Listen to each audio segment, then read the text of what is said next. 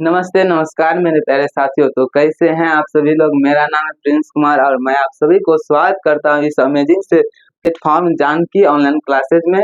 आज हम लोग देखने वाले हैं मैथिली के सम इम्पोर्टेंट क्वेश्चन जो बिहार बोर्ड में लगभग बराबर आता ही रहता है। तो चलिए देखने पे पहला क्लास है और कौन सा चैप्टर, मैथिलाक सांस्कृतिक सीमा। मैथिलाक सांस्कृतिक सीमा को देखने वाले हैं और इसका रचयिता है रामलोचन शरण। देख रहे हैं ना इस महापुरुष का फोटो। चलिए तो आगे बढ़ते हैं।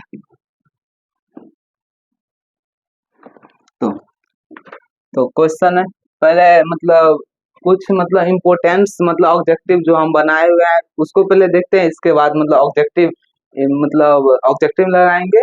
इसके बाद क्लास को एंड करेंगे। तो पहला है मिथिलाक सांस्कृतिक सीमा। मिथिलाक सांस्कृतिक सीमा के रचनाकार थे का रामलोचन शरण। रामलोचन शरण को मिथिलाक गौरव पुरुष भी कहल जाय छले रहे। तक बाद रामलोचन शरण के जन्म 1891 ईस्वी में। सबसे इम्पोर्टेंट ई सब ध्यान रखिए के छे रामलोचन शरण के जन्म कहिया भेले 1891 ईस्वी में। तक बाद हिनक रामलोचन शरण के जे पूर्वज रहे छले रहे पहले जगदीशपुर शाहाबाद में। आते के बाद बैस गले के कतम मुजफ्फरपुर जिला के राधौर गांव के निवासी बनी गया। पहले कत रहे छले रामलोचन शरण के पूर्वज जगदीशपुर शाहाबाद में। कत रहे छले जगदीशपुर शाहाबाद में पहले रहे छले रामलोचन के शरण के पूर्वज। इसके बाद कत बैस गले के राधौर जिला के निवासी बनी गया। के बाद देखबे सिपाही विद्रोह 1857 ईस्वी में। सबसे इम्पोर्टेंट सिपाही विद्रोह कहिया बोले तो 1857 ईस्वी में। सिपाही विद्रोह कहिया बोले 1857 ईस्वी में। तो बाद रामलोचन शरण मिथिलाक प्रेस भी खोलके रहे। रामलोचन शरण मिथिलाक प्रेस भी खोलके रहे।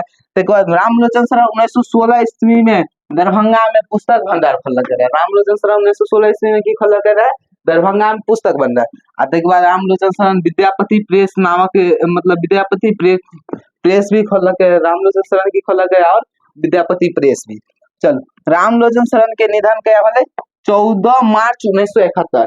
रामलोचन शरण के निधन 14 मार्च 1971। ये सब याद रखे के छे। रामलोचन शरण के जन्म 1891 ईस्वी में। रामलोचन शरण के निधन 14 मार्च 1971 ईस्वी में। और ये ध्यान रखे के छे हिनक पूर्वज कत रहे छले जगदीशपुर शाहबाद में। बाद में निवासी कत के बनले राधौर गामक जिला के निवासी बनी गया। आते बाद ये ध्यान रखबे 1916 ईस्वी में दरभंगा में पुस्तक भंडार खोलके रहे। चलिए आगे बढ़ते हैं, अगला स्लाइड देखते हैं। तो इसके बाद लिखा हुआ है पत्रिका प्रकाशित। रामलोचन शरण के एगो पत्रिका है मैथिली में की रहे मिथिला हिंदी में बालक। मैथिली में की रहे मिथिला और हिंदी में बालक। याद रखे के छे मैथिली में मिथिला और हिंदी में बालक। हिनक पोथियो एगो लिखने रहे की रहे नाम रहे ओकर व्याकरण चंद्रियोदय। सबसे इम्पोर्टेंट हिनक पोथी की रहे व्याकरण चंद्रियोदय। याद रखे के छे हिनक पोथी व्याकरण चंद्रियोदय। पोथी के संख्या कम से कम 100 पोथी प्रकाशित करलके रहे। कते पोथी 100 पोथी प्रकाशित करने रहे। हिनका राय साहबक उपाधि भेटले। हिनका की भेटले राय साहबक उपाधि भेटले। राय साहब के उपाधि भेटले रहे। मिथिलाक संस्कृति सीमा एगो निबंध छिए। की छिए मिथिलाक संस्कृति सीमा एगो निबंध छिए जे लेल गेल छै अहाँ के प्रवेशिका मिथिली साहित्य से। कत से लेल गेल छै प्रवेशिका मैथिली साहित्य से लेल गेल छै। जे मिथिलाक संस्कृति सीमा एगो निबंध छिए जे लेल गेल छै मिथिला प्रवेशिका मैथिली साहित्य से लेल गेल छै। आ मिथिलाक प्रवेशिका मैथिली साहित्य के रचनाकार है हरिमोहन झा और प्रोपाइटर भगले गंगापति के मिथिल प्रवेशिका मैथिली साहित्य के संस्थापक रहे यहाँ के हरिमोहन झा और प्रोपाइटर गंगापति सिंह। तक बाद बसोने छला मिथि। बाद ई ध्यान रखबे जे मिथिलाक नगरी के बसोने छला। तो अत पूछ सके छे मिथिलाक नगरी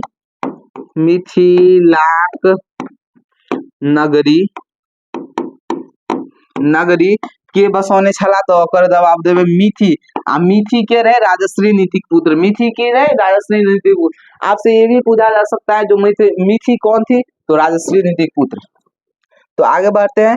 आगे इम्पोर्टेंट क्वेश्चन आ गया है जो आप लोगों को अटेम्प्ट करना है। तो आगे बढ़ते हैं। तो मिथिलाक संस्कृति सीमा पाठ के रचनाकार के थे तो मिथिलाक सांस्कृतिक सीमा पाठ के रचनाकार के रहे रामलोचन शरण की है रामलोचन शरण। आगे देखते हैं इसके बाद है रामलोचन शरण कौन सा रचना मतलब कौन रचना रामलोचन शरण के रचना की रहे मिथिलाक सांस्कृतिक सीमा ऑप्शन नंबर डी। आगे बढ़ते हैं कोसी गंडकी धरी मिथिलाक नमती कहते मतलब कोसी से गंगा एगो बात ध्यान रखे के कोसी से गंगा पूछ लेते कोसी से कहते गंगा तो ई भगल यहाँ के कोसी से गंगा पूछते तो ई रहे यहाँ के 24 योजन यानी तो कोई सके छे योजन या कोई सके छे 96 कोस कहते कोस 96 कोस। आ यहाँ पूछल कि ई आंकड़ा की कहल जाय छे एगो नाम कहल जाय छे मिथिलाक लंबाई मिथिलाक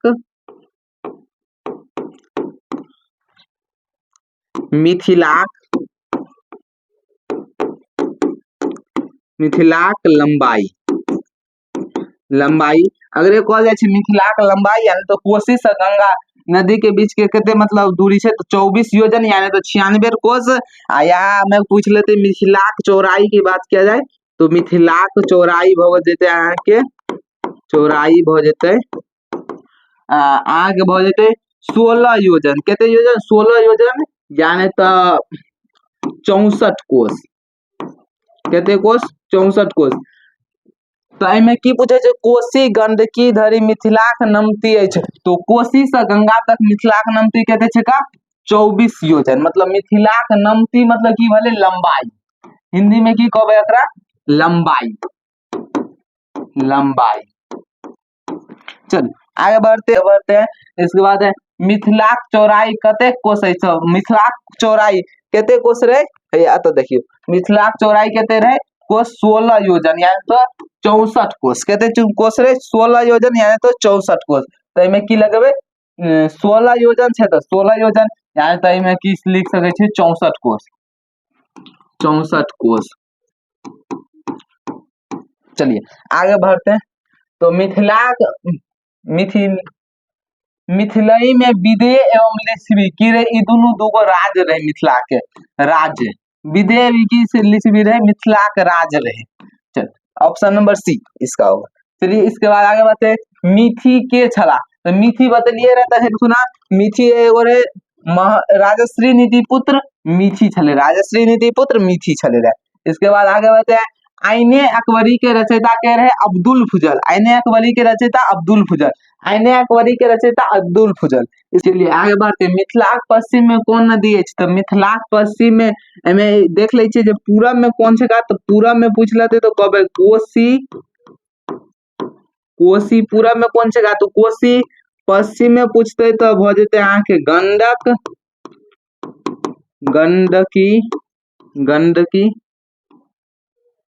गंडकी पश्चिम में तो बाद उत्तर में पूछते तो अहाँ के भ जेते हिमालय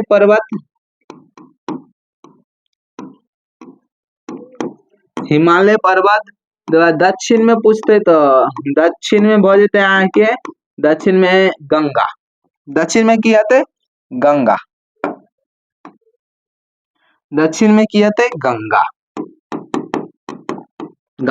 ई सब याद रखे के छै बहुत ही इम्पोर्टेंट छै का दूगो क्वेश्चन तक से देख लेलिए तो एमे से एमे की पूछ रहल छै पश्चिम में कौन नदी छै तो गंडकी की छै का पश्चिम में गंडकी। चलिए आगे बढ़ते हैं इसके बाद देखते हैं जैन धर्मक प्रवर्तक के छला तो जैन धर्मक प्रवर्तक रहे महावीर के छले जैन धर्मक प्रवर्तक तो महावीर। यहाँ में पूछ लेते कथी बौद्ध धर्मक प्रवर्तक तो भगवान बुद्ध की पूछते बौद्ध धर्मक प्रवर्तक तो भगवान बुद्ध। चलिए आगे बढ़ते हैं तो आज के लिए इतना ही इसके बाद हम लोग मिलते हैं नेक्स्ट क्लास में। तो आप लोगों को वीडियो अच्छा लगे तो लास्ट में एक जरूर कमेंट कीजिएगा और मतलब चैनल को सब्सक्राइब जरूर कर लीजिएगा। तो मिलते हैं हम लोग नेक्स्ट क्लास में तब तक के लिए बाय बाय थैंक यू।